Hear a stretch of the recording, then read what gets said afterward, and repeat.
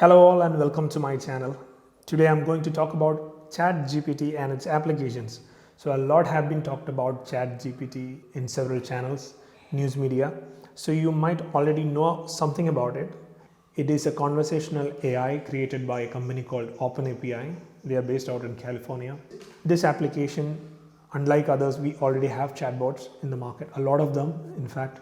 But this is totally different because of its capability, wide range of use cases. People are coming up with innovative use cases for this. So I thought I will give it a test and see how these use cases works and how useful output it is giving to a user. So I just wanted to show you how it works, and you can also take a look and get a feel of it. So here I am in front of my system. I will show you how the ChatGPT works.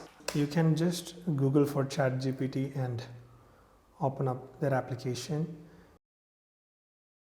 Here you have an option to try ChatGPT. This is the user interface, fairly simple. Let me start with one of the easiest use cases, content creation. People use it to generate essays, blogs, news articles. So I will start with simple query to create an essay about India's airline industry. Once you give your query, it will start generating the output. And in this case, it has generated a fairly good amount of information. I have gone through this article and I have to say the quality is good. I won't say excellent, but the quality is good and there is a lot of details. So I was interested to know the source of this information. So I posted this query to cite its sources. Well, obviously it replied that it cannot cite its sources because it doesn't use any external sources. That is understood. Okay, now the next thing is to find out the authenticity of this article, how plagiarism free it is. So I used a tool provided by Grammarly and it is plagiarism free. That is really good. But it is not always the case. I have tried with so many essays like this one, creating a news article about mountaineering in India. And in this case, when I copy pasted the answer, the created text to created by ChatGPT in Grammarly, the results were not that good. Here we have plagiarism, which is a serious issue a lot of people are talking about. All right, let me test the next use case of writing emails. So we have all faced a situation where we have to draft an important email, but we are struggling to find the right words and tone for it. Let me start with a simple example of a resignation email. This is straightforward. You can get many templates with a simple Google search. But let me add a twist to it by adding an emotion like anger. So you want to write an angry email about not getting promotion. So let's see how it handles that situation. So look at the underlined parts. This is really customized to that emotion. It's not just anger. You can give any kind of emotion, or if you want to specially thank a person like your manager or a teammate, you can add that part as well. You may not use this in its entirety, but this is a good start for you. That's what I'm saying. In that case, it's really useful. All right.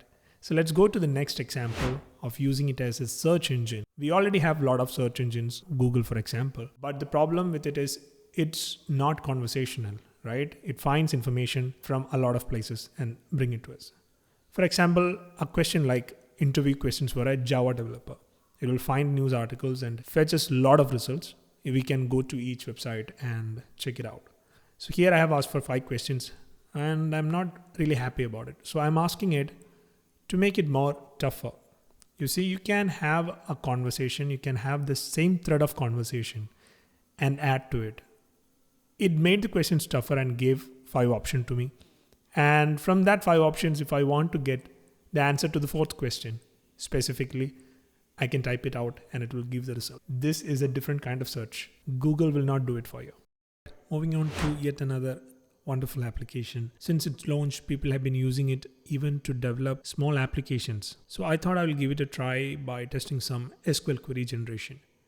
I started with fairly simple queries like listing students based on their marks. Then I added on to its complexity by listing them based on grouping them by different subjects. Then ordering them based on different criteria.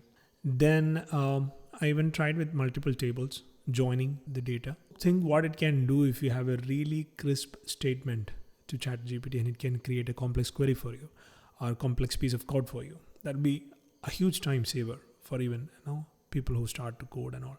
Even for experts, it will be a big help. So that is one wonderful application. And the next use case is very useful to all the people creating social media posts. Whether it is Facebook or Twitter or Instagram, you need content to post, quality content. So this application can generate it for you. I tried it with creating a tweet about India's cricket victory. It was giving good content, okay? So it was not very specific, it was generic text, yet it was reasonably good. So I kept on regenerating with the same content and it was giving me unique results. That was the good part of it. So a normal chatbot might give you the same result over and over again, because it might be working on a template. These are some generic use cases, but it doesn't end here. There are a lot of use cases, like I tried translating it to different languages. It worked well. It was not as fast as Google Translate, but yet it was doing its job fairly good. I can keep on talking about its use cases, but I think you got the idea about it. I hope you enjoyed this video and it helped you to understand ChatGPT and its applications a bit more. And thank you so much for watching. And in future also, I'm planning to create regular videos on technology related subjects. So if you're interested, please like and subscribe to the channel. Thanks again.